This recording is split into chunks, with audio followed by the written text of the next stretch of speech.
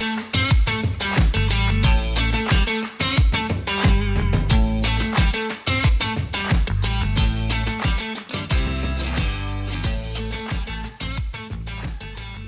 everyone and welcome back to the channel. As you see, we have a new project here. Finally, again, an audio project. And honestly, I am really excited about this one because it's something quite special. So after a couple of videos about photography and other things, we're finally gonna do a tube radio again. Well, I say tube radio, but it's not really a radio. It's only the tuner.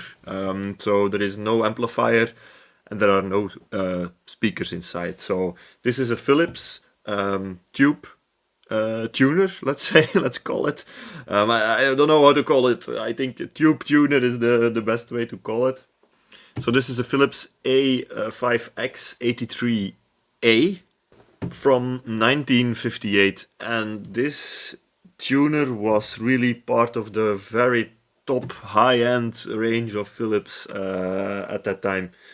If you look at Radio Museum, then you'll see that the indicated price over there for this device in 1958 was 499 Deutsche Mark, which is more or less 250 euros in 1958.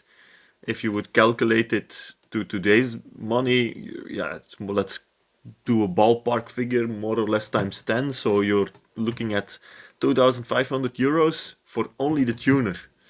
And that means that, yeah, you still need an amplifier, which will probably cost at least the same amount. You need speakers.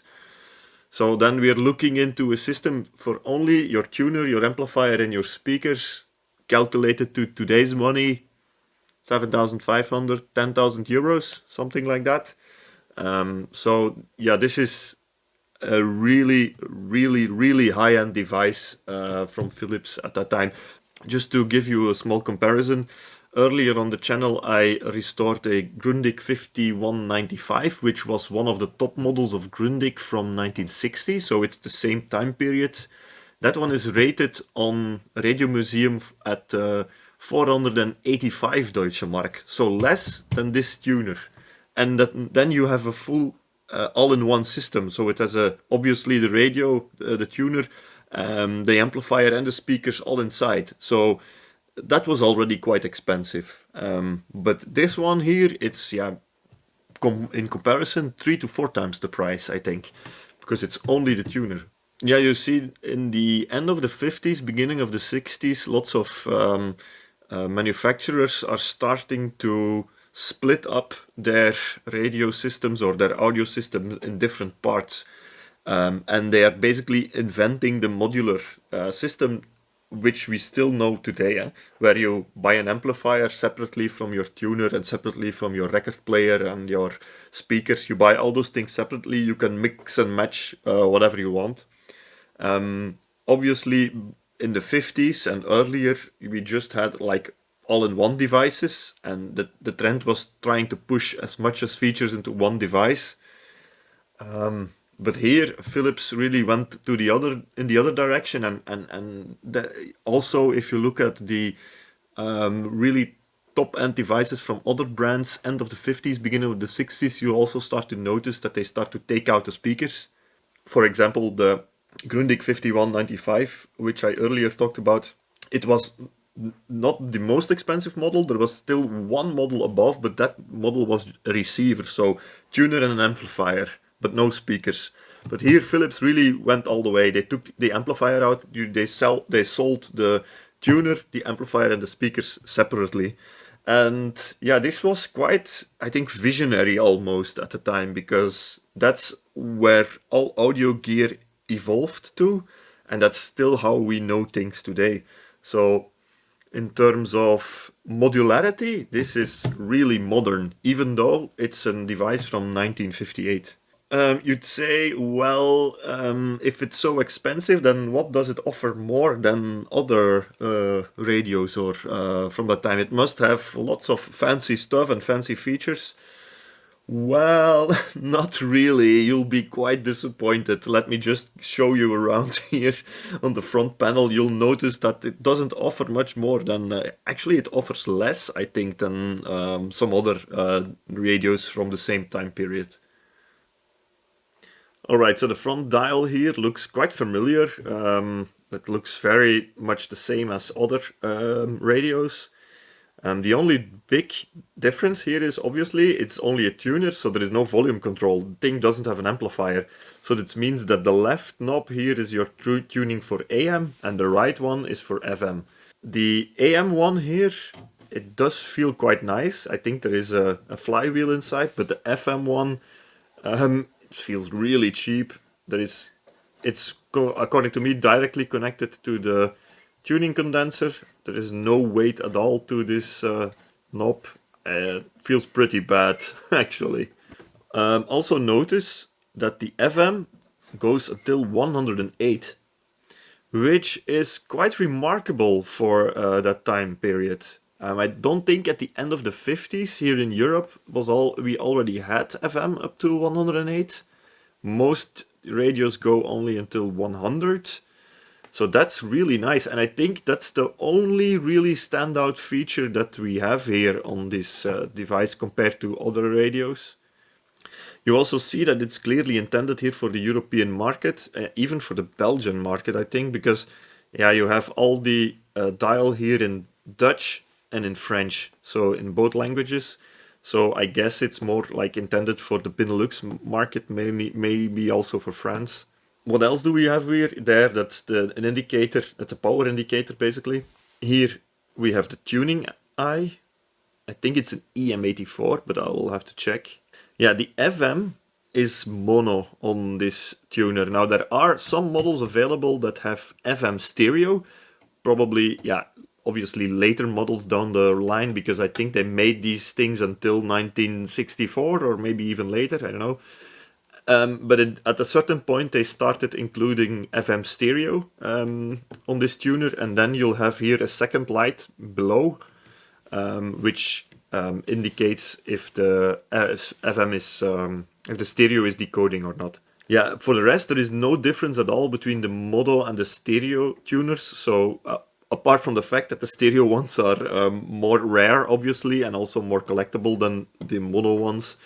But hey, okay. So if you find one of these online, you won't even see at first sight if it is mono or stereo. The only thing to recognize is that if you have like two dial lamps over here instead of one. And then the bands here we have the FM. We have two shortwave bands, so the shortwave is split in two bands.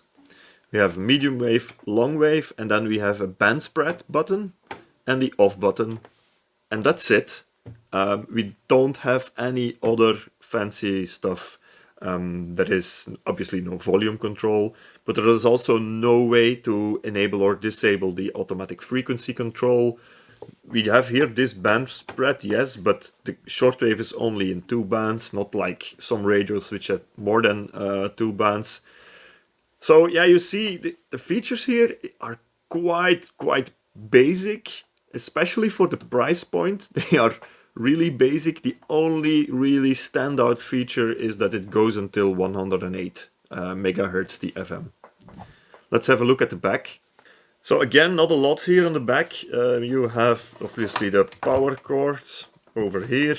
You have the antenna connections, then the voltage selector. It's set to 245, which is already quite nice.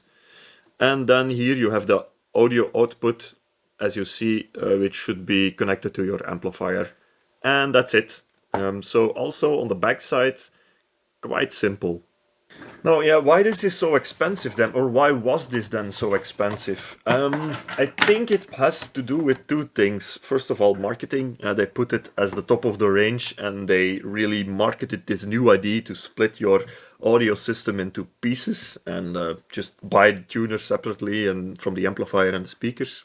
But secondly, also because what's on the inside. And we'll check the electronics later, and yeah, you'll see that there is a reason why this might be quite expensive. For the rest, let me show you a bit about the cosmetics. So yeah, as I said, it needs quite a bit of work. Needs a lot of cleaning, as you see over here. The buttons here, they are all stuck. So the switching is completely, yeah, completely stuck. That all needs to be cleaned.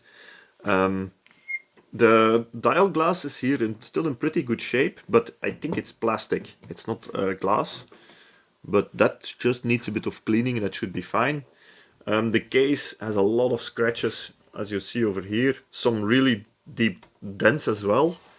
I don't think they'll buff out or clean out, so I think I will need to redo the entire case. Everything needs to be sanded off and have a new layer of lacquer, I think. But apart from that, I hope that the radio is still fine and I mean complete. And I do like the design of the case with these rounded edges. It really feels quite modern in the sense that you wouldn't really expect this design in 1958, I think. It looks more 60s to me, but okay. I really like this design. So, but I think I will need to redo the case. Not sure yet in which color, maybe a bit lighter. I don't know yet. I'll have to think about it.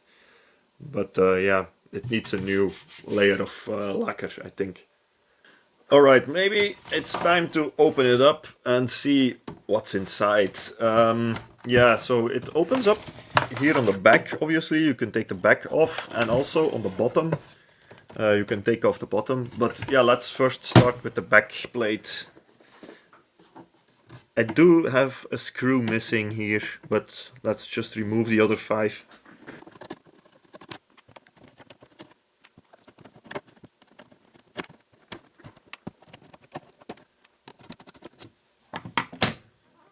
Okay. Yeah, it is quite dirty inside. So I haven't opened it up since I got it, so this is also the first time that I'm looking inside. And yeah, there is quite a bit of dust here. I'm not afraid of any dust. That'll just clean out, so that's fine. For the rest, at first sight I don't see anything. I think it looks like everything is there. Yeah, I think you'll have to remove the chassis or detach the chassis from the bottom here from the case. So I think I need to remove now the bottom plate as well. Alright, so here again I have a couple of screws missing. This one is missing, that one is missing, and that one is missing. I'm just trying to figure out which I should remove here to remove the plate. Because it looks like you can take out the chassis without removing this bottom plate. So because if you these are the screws here that hold the chassis into the cabinet, I think. These 4. But I just want to remove this cardboard bottom cover first. I think I need to remove these 2 in the feet here. Yeah. Okay, this has a washer underneath. This one does not have a washer underneath. Or it's also gone. Now, next up, there are no screws in these feet, so oh, this is just breaking off. That's not good. I think it's this one over here. That's a long bolt.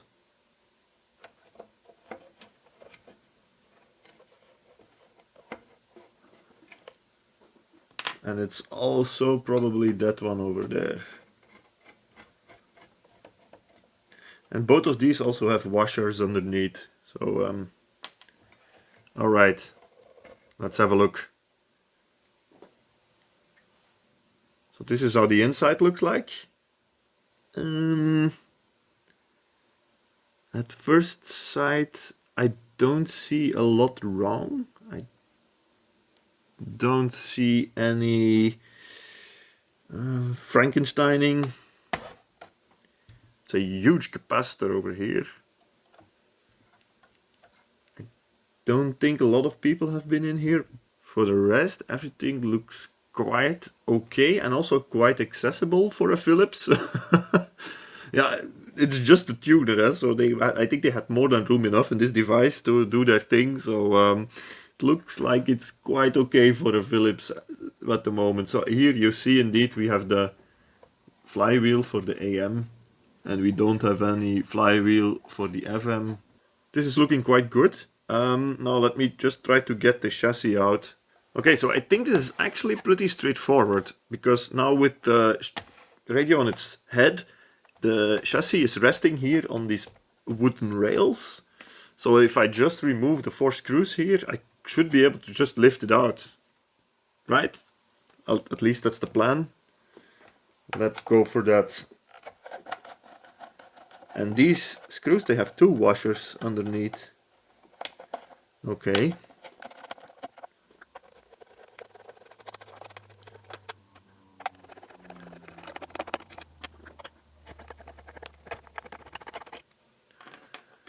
Okay, let's see what this gives.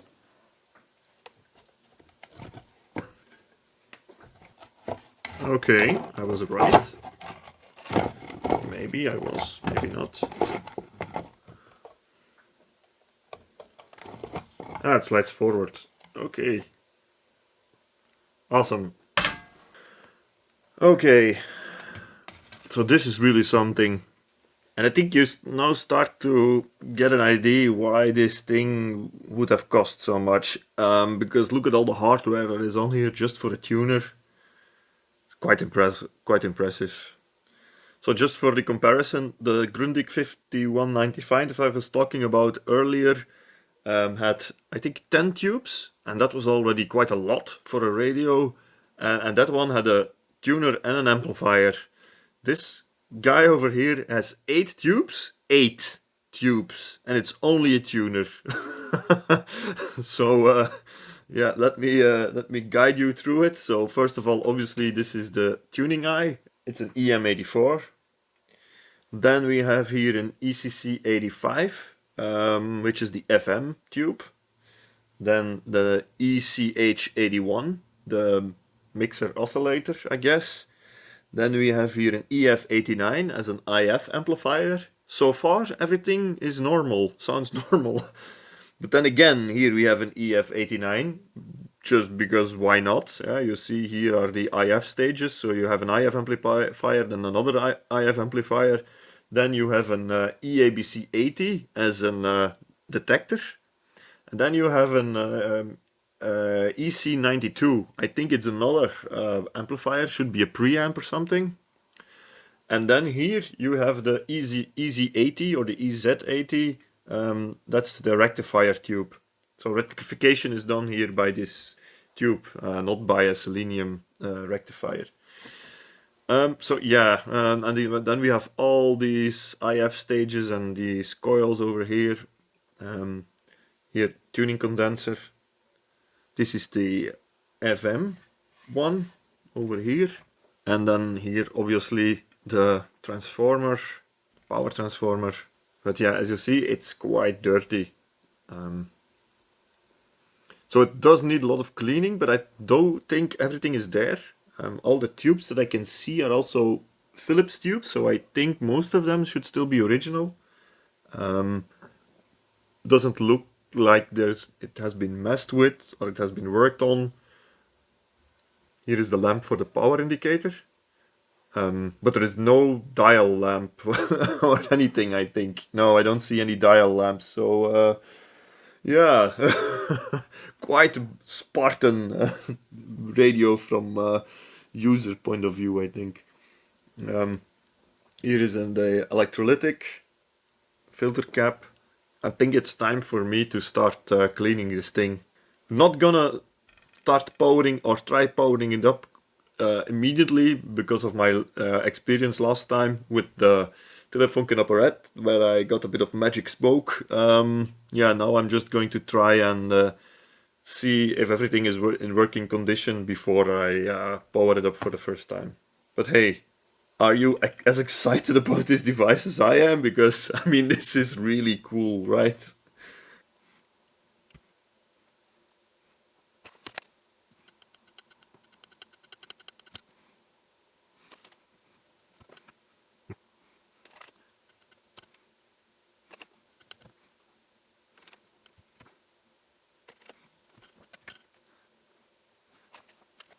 Alright, so I removed the major part of the dust already, just simply with a brush and a vacuum cleaner, and it looks already a lot better. Now the chassis isn't perfect, it's a bit tarnished, but hey, it's much better. The most part of the dust is off, so now it's much more enjoyable to work on. So that's always the first thing I do, otherwise you get dirty hands, it's just not fun.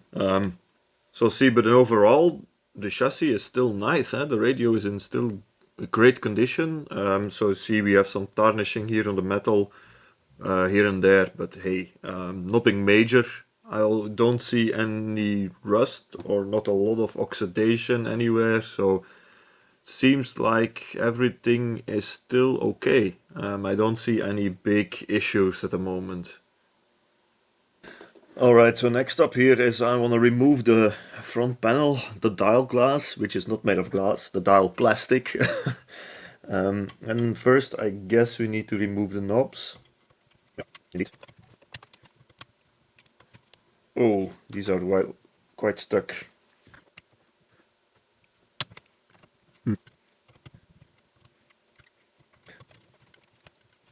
And this side here, the screw is loose, I guess.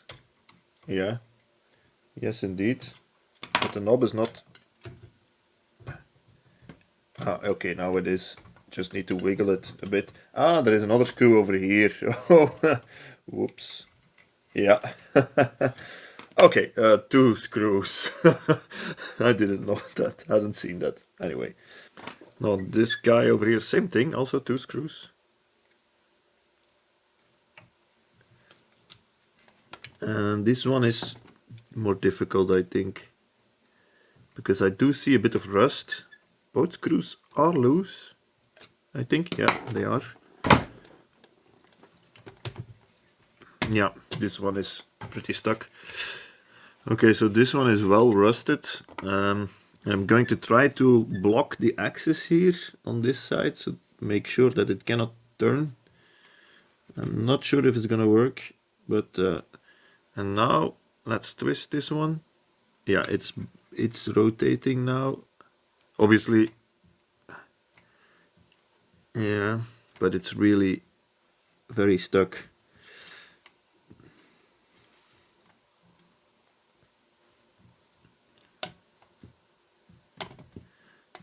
Yeah, okay, it's coming off.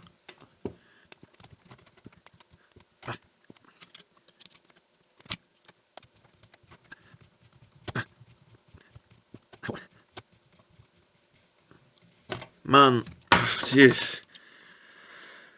Yeah, see, this was really well rusted. So we'll need to clean that up as well. Now next, I guess, are these nuts over here. I think this is a nut and a washer. So see, this is the rusted axis, and here we have a nut, I think, and a washer. So I'm just gonna try and loosen this nut, and that should be it. Alright, so 14 millimeter.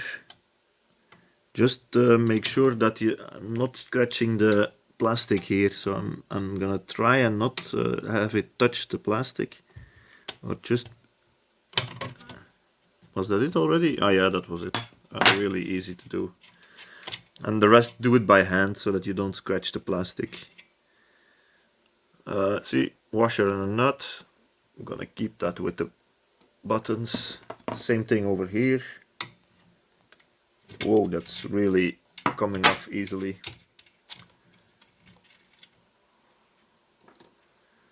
And that's the dial glass.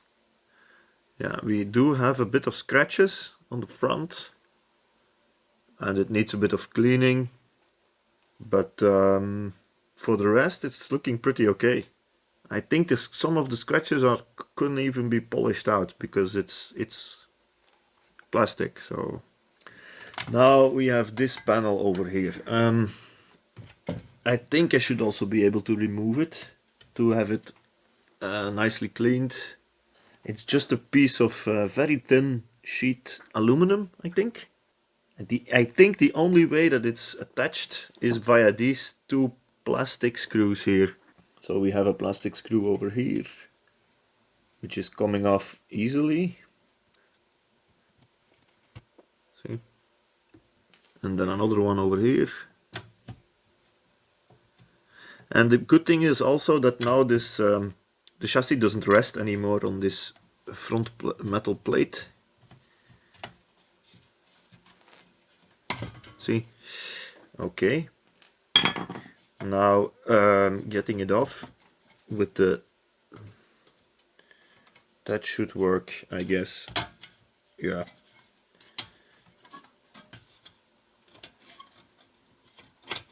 Oh yeah, you just push it through. Don't hesitate.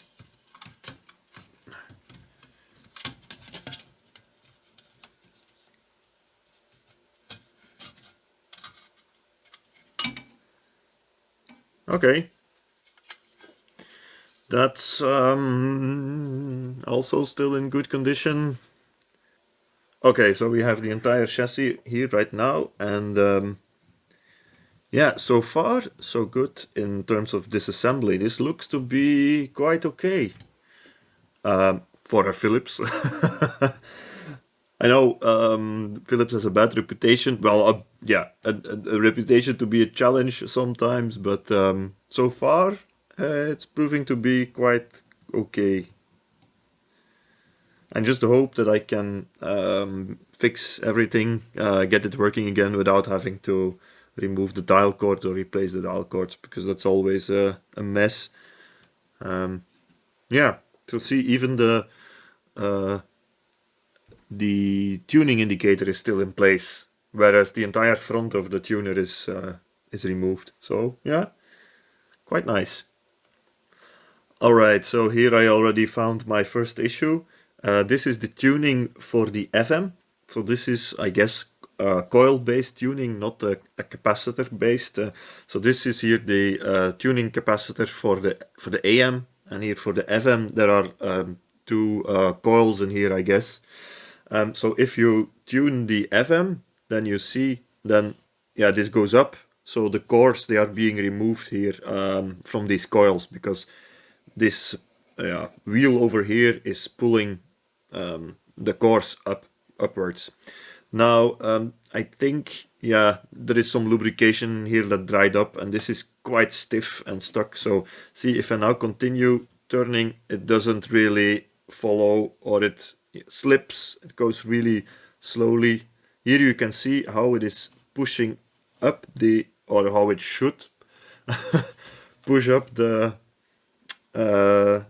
cores here, or this assembly which has the two cores attached, but it's not really moving forward. See, I need to help it a bit, and then everything is working fine. See, and that's the maximum position, and here you can see over there that the core is now extended here outside the coil, and downwards you see it also, yeah, it doesn't fall down in itself anymore, or at least very, very slowly. See, I have to help it a bit as well. See, so that's something that needs cleaning, I guess. There are two rods over here that hold this top part in place, which have grease on there, which has dried up. See, it's that rod over there. Yeah, and here with the AM we also have a problem. I noticed that when I was tuning the AM at a certain point, see, it gets really stiff. Yeah, now obviously you cannot feel on the video, but here it's getting really stiff. I need to put quite a bit of force. Here it's almost completely stuck. Yeah, see over there you have the pulley for the AM, and when I tune it, you can see the wire shifting all the way until it, yeah, just clogs up at the end of the pulley, and it hits the side here, and then it gets completely stuck. So I also have to find something or the reason why it's doing this, and then find a way to fix this. And then the last big issue I found so far is obviously the switches. So see, if I enable one of the switches, then yeah, it doesn't come up anymore. I really need to